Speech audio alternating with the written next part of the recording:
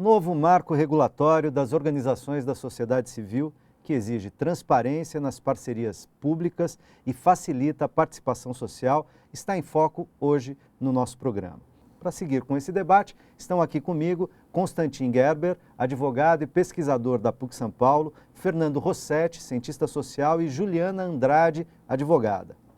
As OSCs atuam em áreas como educação, saúde, assistência social, meio ambiente, cultura, promoção de direitos, entre outras. Com o novo marco regulatório, em que medida o aperfeiçoamento da relação de parceria dessas organizações com o Estado pode ajudar a qualificação das políticas públicas, ampliando a capacidade de atingir realidades locais e atender demandas específicas? Juliana. Bom, o que a gente vê é que o poder público nem sempre ele tem o conhecimento sobre o que cada grupo, o que cada localidade desse país enorme precisa, né? Então, as ONGs em todo o país, elas sabem a realidade de cada localidade, de cada público que elas querem atender. Então, é por isso que é importante essa parceria, não é apenas uma forma de transferir a responsabilidade, de terceirizar a atividade do Estado, a responsabilidade do que o Estado teria que fazer. É porque o Estado nem sempre tem condição de saber o que cada uma desses grupos, dessas pessoas precisa. E aí entra a parceria com a entidade, porque é ela que tem o conhecimento técnico, a equipe, a experiência, né, para atuar naquela região e para atender aquele público. Além de bem-vinda, quer dizer, o que vocês estão dizendo, estamos falando desde o primeiro bloco, é que embora você tenha, de maneira muito pontual, eventualmente problemas na gestão e nas relações entre os níveis do Estado com determinados parceiros de organizações sociais, na grande, imensa, esmagadora maioria, não é isso que acontece, e a participação da sociedade civil nas políticas públicas é algo democrático, absolutamente necessário, bem-vindo, inclusive porque lá nas localidades mais remotas, nos espaços, não só nas remotas, né? Ali em cada território, em cada bairro, em cada região, etc., as pessoas que vivem ali é que conhecem efetivamente suas necessidades e suas demandas. Essa lei permite a iniciativa popular. Você tem um instrumento de manifestação de interesse social que você propõe ao administrador público a realização de uma parceria, após o que é feita uma audiência e, em havendo interesse por parte da administração, aí pode ser feito o chamamento público para apresentação de projetos por parte das ONGs. Quer dizer, essa é uma nova ferramenta, né? Isso é uma inovação que permite não só os cidadãos, mas também os conselhos de políticas públicas se manifestarem e opinarem no sentido de determinada parceria. E a questão do diagnóstico, isso é interessante porque no plano de trabalho, você já, na proposta já deve-se ter lá o diagnóstico de qual realidade você quer interferir. Então, isso não só permite a participação, mas também permite uma formulação de política pública mais participativa, né? Bom, por razões como essas, a gente falava aqui no intervalo, o Fernando dizia, a mesa de negociação para a formulação desse marco regulatório, sentaram entidades da sociedade civil, as mais diversas, antagônicas até, e todas convergiram em relação a essa proposição, inclusive de maneira suprapartidária, tá certo? Sim. Queria que você falasse um pouco disso, porque acho que esse é um dado importante, né, das pessoas entenderem o que significa exatamente esse marco regulatório que acaba de ser sancionado. Na verdade, a convergência que houve das organizações da sociedade civil foi devido a esta condução ideológica do Estado de que o público é relacionado ao próprio Estado e o público não é de todos. Então você teve um avanço extremamente importante em políticas públicas no Brasil nesses últimos 11 anos de governo do Lula, depois da Dilma. Em assistência social evoluiu demais, em educação evoluiu demais, em cultura, os pontos de cultura foram super importantes. Você tem uma evolução bastante importante, mas, ao mesmo tempo, uma retração da relação do Estado com as próprias organizações da sociedade civil. Então, a educação de jovens e adultos, que era tradicionalmente feita no Brasil por ONGs desde o Paulo Freire, deixou de ser porque o Estado não dava mais dinheiro. ONG virou tabu, ninguém queria falar porque pegava mal por causa da CPI das ONGs. Então, todo mundo que trabalhava na sociedade civil se viu isolado do Estado, isolado das políticas públicas, inclusive de dar sugestões. Muitos desses conselhos que foram criados ou dessas conferências nacionais, você falava e o governo fazia o que ele bem entendia. Então, há sim um avanço quando você lê a lei que foi sancionada pela presidenta Dilma. Ela dá um certo otimismo. Agora, tem uma ideologia dentro do Estado brasileiro que prioriza as políticas públicas como sendo apenas do Estado e não sendo uma questão compartilhada com a sociedade civil, uma construção que tem. Então, é uma diminuição do espaço democrático que houve nesses últimos anos, semelhante à que está havendo com os protestos de rua. Você tem os protestos de rua, eles focam meia dúzia de pessoas que usam a violência nos protestos de rua, enquanto no ano passado foram 1 milhão de pessoas para a rua, e de repente você criminaliza e as pessoas ficam com medo. O conjunto dos protestos. Do conjunto, e de protestar, né?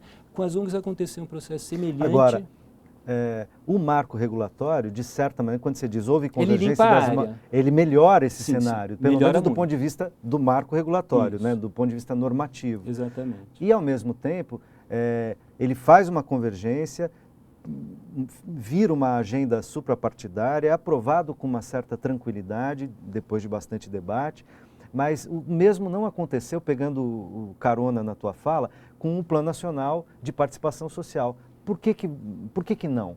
Né?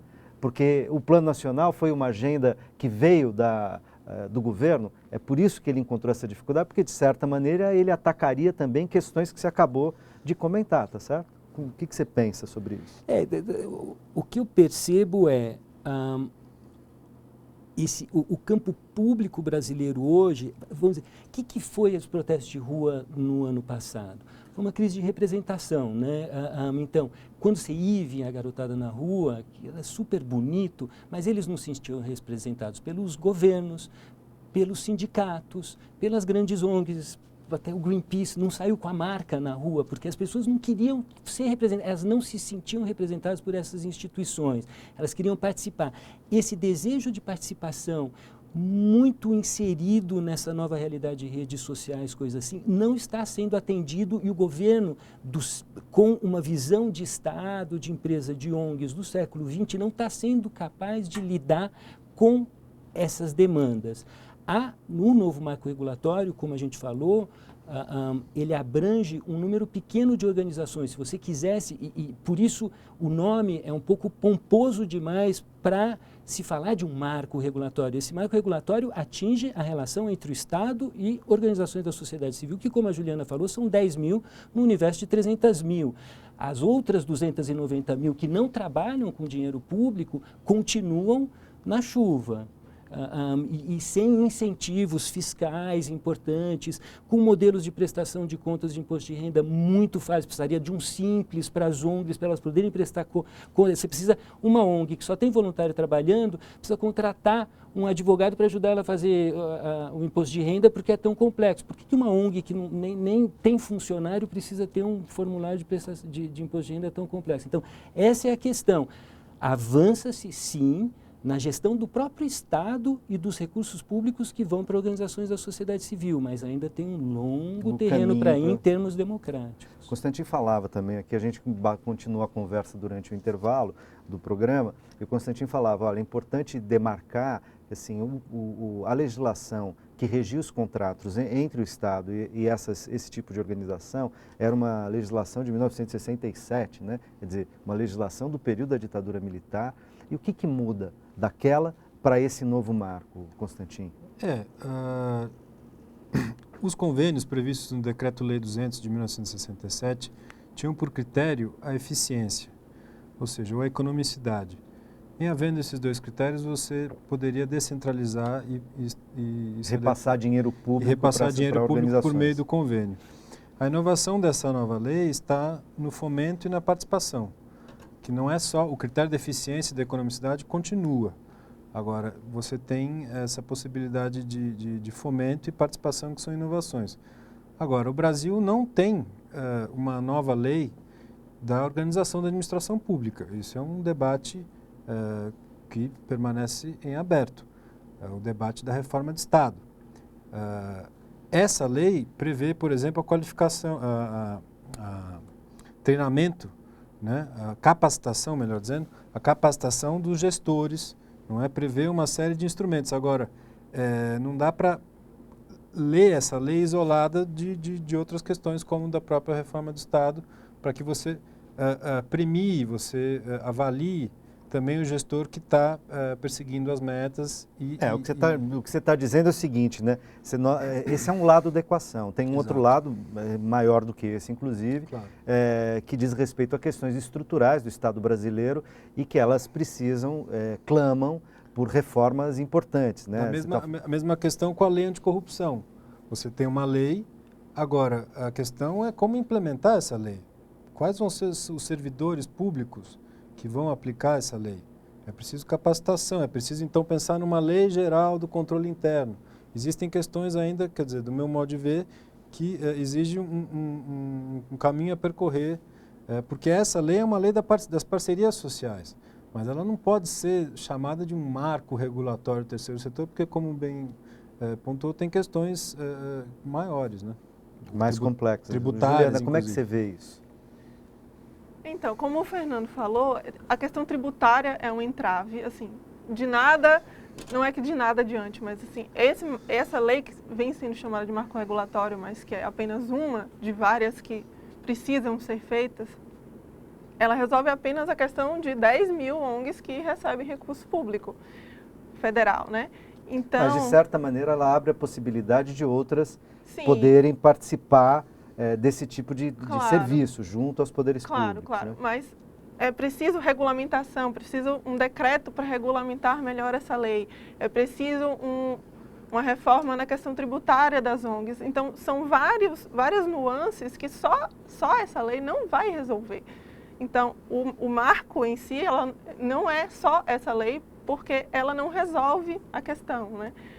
Mas, ao mesmo tempo, é um avanço, porque a gente consegue fazer com que haja um olhar diferenciado dessa questão da criminalização das ONGs, né? Uhum. Que a gente vê que não é a maioria, você tem uma, duas, três que foram criadas para desvio de recurso.